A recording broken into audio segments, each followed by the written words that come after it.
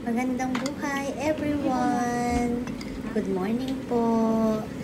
Ayan po ang aking niluto for our dinner yesterday, pero ngayon ko lang pong i-upload. Menudo.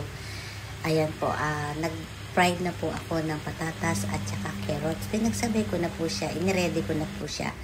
Habang ako nagpa-fried ng aking patatas at carrots, ibinabad ko naman po ang aking karne for 2 hours.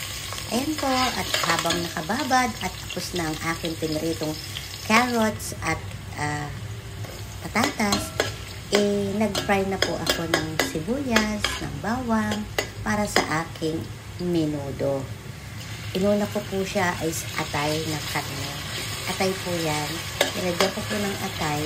Pero yung atay po, habang hindi ko pa niluluto, pinigyan ko po siya ng lemon at saka ko po nilagyan ng nita. Ayan po. Tapos po, at saka ko po siya ipinray. Half cook lang po siya. Half cook ko po siyang ipinray at pagkatapos ko po, tinanggal ko.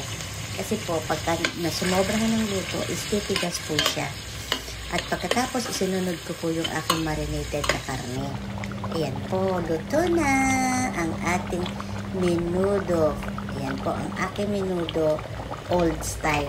Wala po siyang tomato sauce. Ayan po. Ayan po siya. Thanks for watching, guys. Bye!